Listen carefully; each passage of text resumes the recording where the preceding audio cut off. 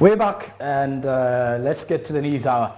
We start off with the third Deputy Prime Minister of Uganda, Rukia Nakadama, has called upon scientists to come up with more innovations and research that help to address the key challenges related to health. Speaking during the National HIV and AIDS Scientific Meeting in Kampala, Nakadama says that research and innovations are vital, saying that such is needed to address the practical needs of the people. More of the details.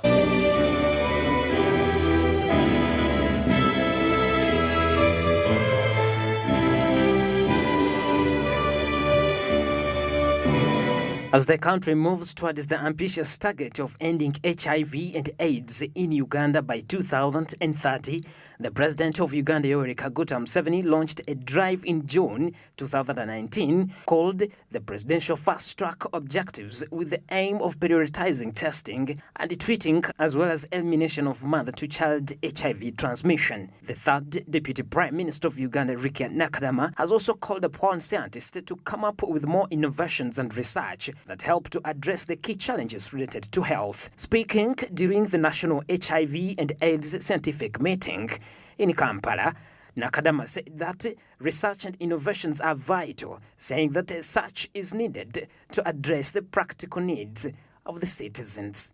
Research, innovation are vital.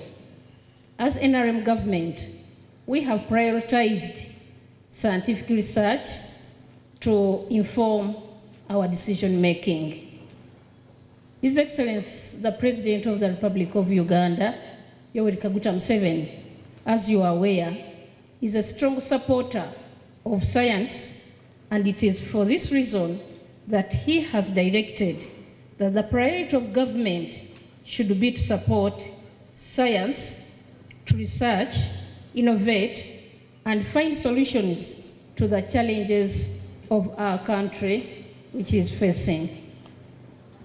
I therefore would like to call upon our sons to come up with more innovations and researches that help address the key challenges facing the country in areas of health.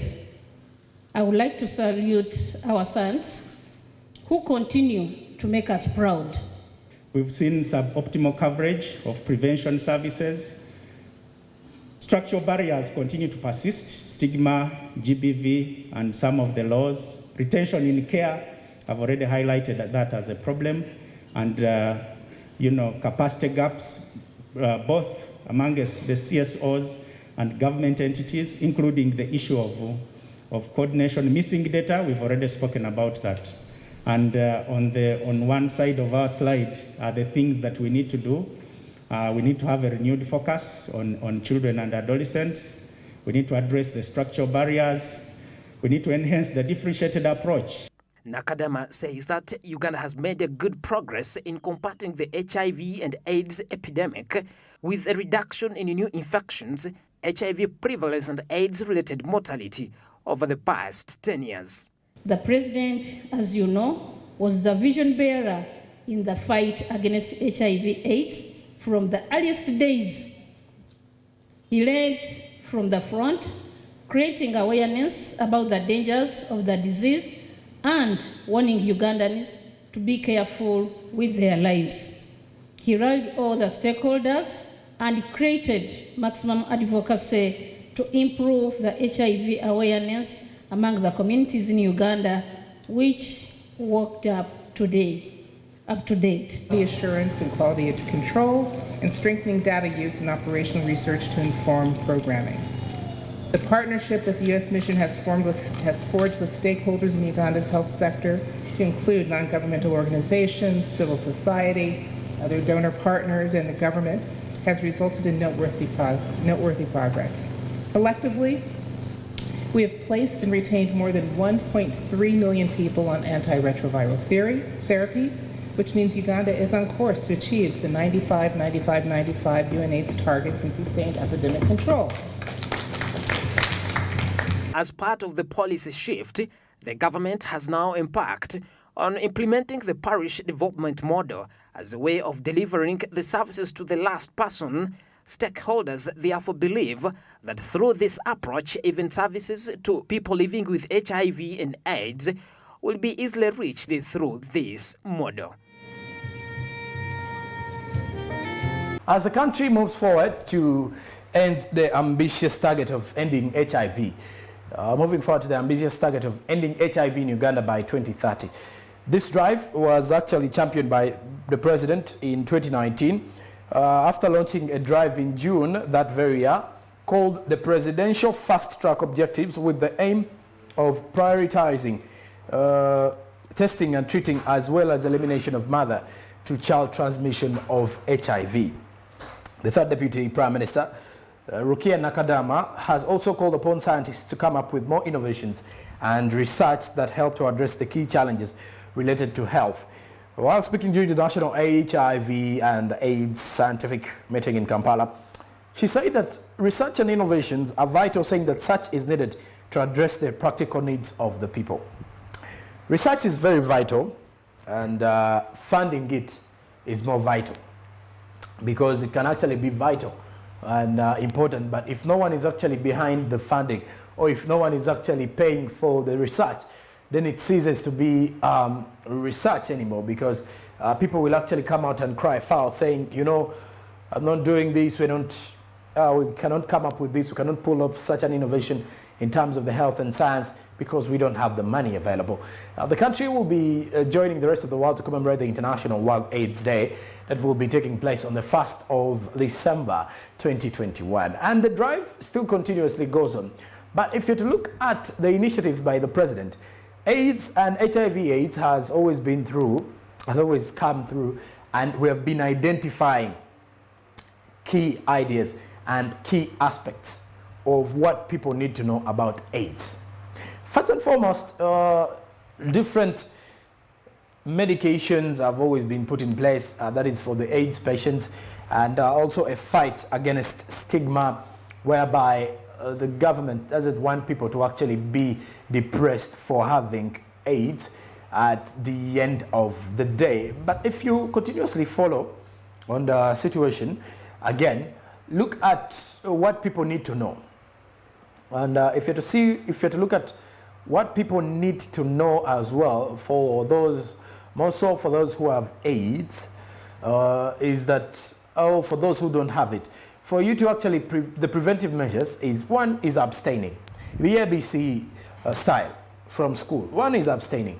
Then if you go to part B, is if you're in marriage, be faithful to your partner.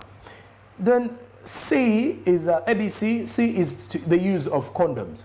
If at all you can't abstain and you can't be faithful to your partner, you can at least be wise enough to use a condom.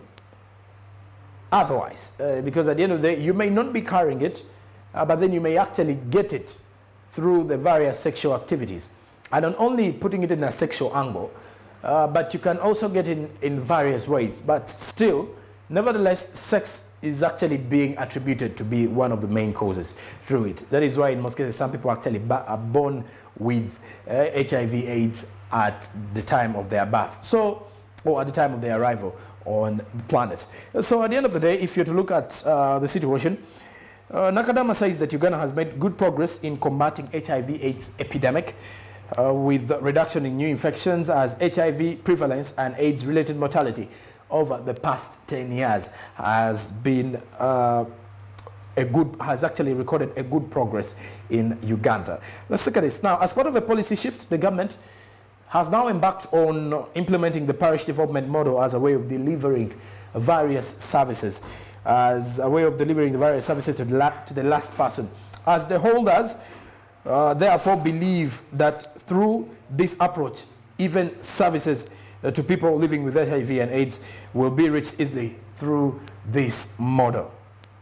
Away from that, let's check out the other story away from that. As we continue, government gives assurance on the rising fuel prices.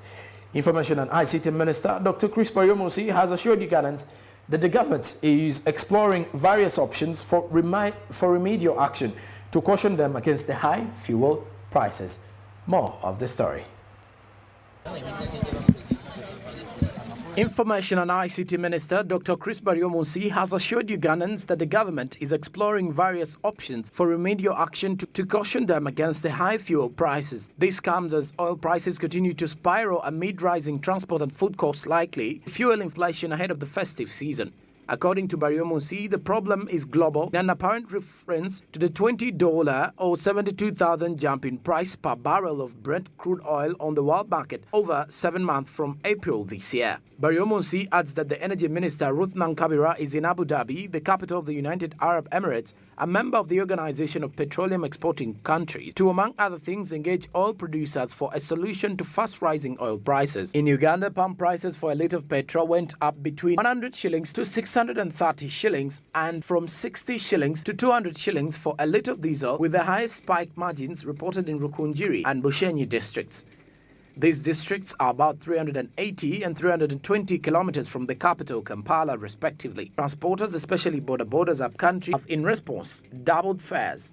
One of the fuel operators who chose anonymity said that the rise has been attributed to the global rise of the fuel prices, something which has left most of the fuel stations with no option but to raise their fares. She was also quick to note that the prices have not yet affected the price of other commodities. With Kamocha, we have petrol at 4,410, diesel is 4,070, and kerosene 3,500.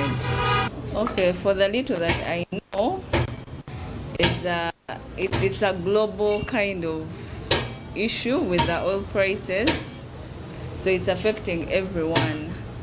High transport costs from Mombasa Port partly explain why fuel prices in Uganda are still high. Government currently has no control over fuel prices because of the volatility in the oil market. Fuel prices are not only governed by world prices, but also the price per barrel of crude oil per day from which is refined, among other factors.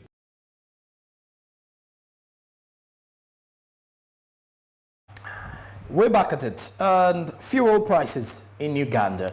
Fuel prices Kenya, fuel prices Tanzania. It is a story that is trending in terms of the business, because most of the countries have seen a high rise in their fuel prices, which has actually forced Kenyans to actually get the Kenyan officials, the Kenyan government, to pay the marketeers to actually keep the prices, at the rate at which they are right now, because they are trying to ease the tension where most of the Kenyans are actually threatening to strike regarding the issue of the level of living, the rising level of living. So you can only imagine what it means to most of the Ugandan people as well. Now, the high transport costs from Mombasa Port partly explain why fuel prices in Uganda are still very high. And the government has come out to say it has no control over fuel prices because of the volatility of the oil market. And Baryomunsi said that the Energy Minister, Ruth Nankabira, is in Abu Dhabi, the capital of the United Arab Emirates, a member of the Organization of Petroleum Exporting Countries, to, among others, engage oil producers for a solution to fast rising oil prices. In Uganda, pump prices for a litre of petrol went up between 100 shillings to 630. And then the others went between from 60 shillings to 200 shillings for a litre of diesel, with the highest spike margins reported in Rukunjiri and Bushenyi districts. But if you look at in Kampala here, fuel stations are actually increasing the prices every other day. So it's just like when you blink, you lose. Every time you're blinking today morning, the next morning you come out to see other things in regards to the prices. So if you found out that petrol was at 4,400 today, you'll find it at 4,550 tomorrow. If you find diesel at, let's say, 4,200 today, you'll find it at 4,300 the other day. So it can actually show you how the prices are greatly sagging. And now kerosene is at 3,500. Kerosene is actually, which has actually been seen as the most cheapest at the filling stations. Kerosene being used in our local stoves and also in our local lamps. So you can only imagine of what impact that has on the standards of living in Uganda. And I do expect that if these prices continue at this rate, the fuel prices, they are highly going to affect and determine the rate at which we are going to be getting different commodities, because the cost of production in various industries is going to change, and this will mean it will actually be greatly impacted, and therefore we expect a lot of changes in terms of the prices. We are heading into the festive season, and you could only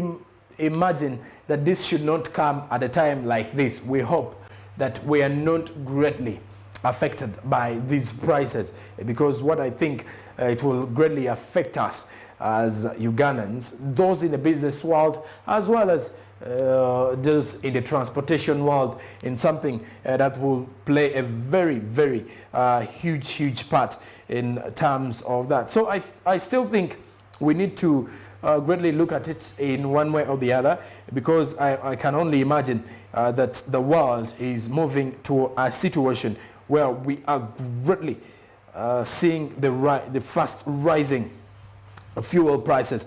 And if we're to move on to the next story, Kenya postpones, we're heading to the international scene now, as Kenya postpones Uganda trip to resolve sugar and the milk standoff.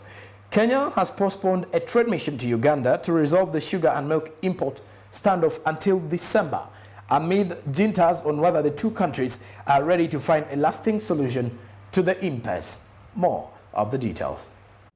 Principal Secretary, State Department of Livestock Harry Kimtai said that the November meeting will not take place as planned, as the Kenya Dairy Board was not ready. The officials are visiting Uganda on a verification meeting in a bid to resolve the standoff between Nairobi and Kampala for milk and sugar exports to Kenya. The visit is to verify claims that sugar and milk imported from the landlord neighbor originates from third-party countries, claim Kampala denies. Ugandan High Commissioner to Kenya and the Socialist Hassan Maswa Galiwango last month in Nairobi said Uganda is supposed to export milk to Kenya, but there is a problem that will be resolved soon. We have invited the government of Kenya to send a delegation to inspect Uganda milk factories to ascertain Uganda's capacity to produce excess. Kenya and Uganda have in the past year been embroiled in serious feuds over several products, including sugar, milk and poultry products. The trade delegation to Kampala comes at a time when Uganda has been allowed to access the Zambian market, giving them an alternative for their commodity. The Pearl Dairies, makers of Lato milk, secured annual supplies of milk to Zambia after the company suffered major losses when Kenya stopped exports of its products in 2019. The farm is the largest processor of milk in Uganda with a daily capacity of 800,000 litres. Its brand was popular in Kenya and retailed at a lower cost when compared with the local ones. Zambia blocked Kenyan milk from accessing its market 13 years ago over standard issues, and Nairobi, through its High Commission office in Lusaka, has over the years been frantically fighting to access that market in vain. The trade delegation to Kampala comes at a time when Uganda has been allowed to access the Zambian market, with giving them an alternative for their commodities. The Pearl Dairies, makers of Lato milk, are one of the producers that were chased out of the Kenyan market. Now the farm, if you look, is the largest processor of milk in Uganda with a daily capacity of 800 litres. Its brand was popular in Kenya and retailed at a lower cost when compared with the local ones. As we're looking at the same issue, Zambia blocked Kenyan milk from accessing its market 13 years ago over standard issues. And Nairobi, through its High Commission office in Lusaka, has over the years been frantically fighting to access the market, but all in vain. But Zambia granted Uganda the wish. And at the end of the day, Kenya has postponed a trade mission to Uganda, which it had pushed from October to November. And this was actually resolved the sugar and milk import standoff until December. So we expect to have another one in December. If at all it doesn't happen and they postpone it, we shall be seeing more of the details. But still, nevertheless, we shall be giving you all those updates. Meanwhile, still in Kenya though, with the other story, Kenya oil dealers get billions to keep fuel prices unchanged. Kenya will pay marketeers billions of shillings through a fuel subsidy to keep pump prices unchanged and ease public anger over the rising cost of living. More of the details. Marketers will fully be compensated for their margins of 12.39 Kenyan shillings, about 391.24 Ugandan shillings per litre, super petrol, and 12.36 Kenyan shillings, about 390.29 Ugandan shillings for diesel. These allow the energy regulator to keep diesel and petrol prices unchanged at 110.60 Kenyan shillings, about 3,492.41 Ugandan shillings, and 129.72 Kenyan shillings, around 4,096.16 Ugandan shillings, respectively. Without the subsidy, motorists would have paid a historic high of 143.48 Kenyan shillings, about 4,530.66 Ugandan shillings per litre of petrol, and 126.28 Kenyan shillings, around 3,987.54 Ugandan shillings for diesel in what would have stock pressure on inflation. Despite the increase in the landed cost, the applicable pump prices for this cycle have been maintained as the ones in the previous cycle. The government will use the Petroleum Development Levy to caution consumers from the otherwise high prices. The energy regulator last month reinstated the fuel subsidy after State House intervention, cutting monthly pump prices lasted to yesterday for the first time since June. The Treasury earlier revealed that it had exhausted 31 billion shillings set aside to subsidize fuel after it diverted 18.1 billion shillings to support standard gauge railway operations under Chinese operators. Policymakers and politicians are taking notice of the online campaigns by ordinary Kenyans concerned about reduced cash flow, employment opportunities, and rising cost of living as campaigning for next year's election gathers pace. The subsidized scheme is supported by billions of shillings raised from fuel consumers through the Petroleum Development Levy, which was increased to 5.40 shillings a litre in July last year from 0.40 Kenyan shillings, representing 1,250% rise. The fund is meant to caution consumers from volatility in fuel prices, but has also seen motorists lose out when paying the 5.40 Kenyan shillings for a litre at the pump. Oil prices hit $82.87 a barrel last week, a Reuters report showed, pointing to more pain at the pump given the current prices are based on $69.73 per barrel for October.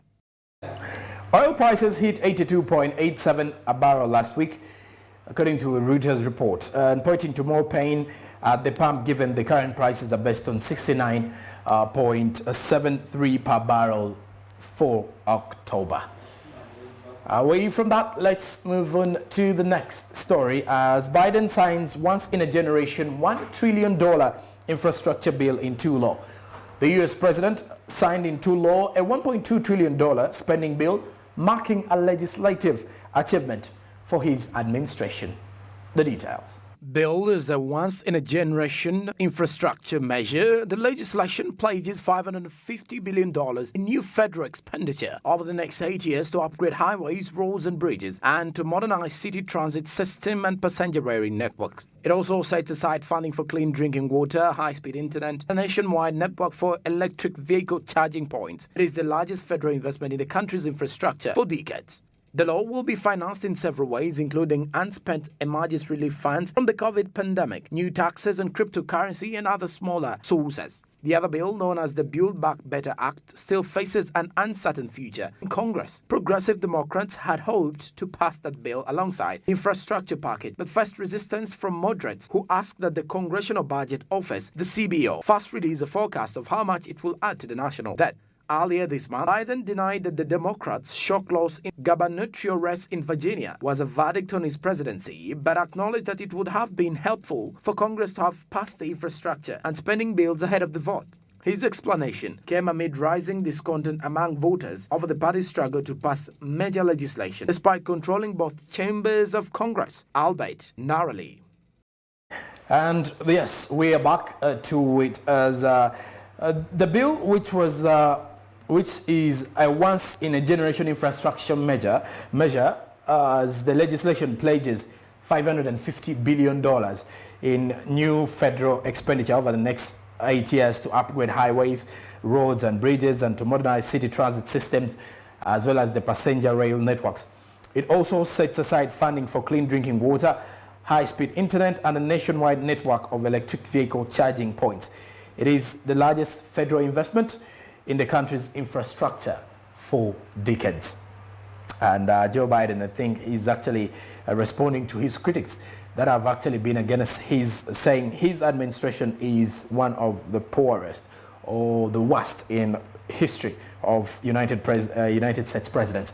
Away from that, lastly, from our news hour, Google is set to invest $740 million in Australia.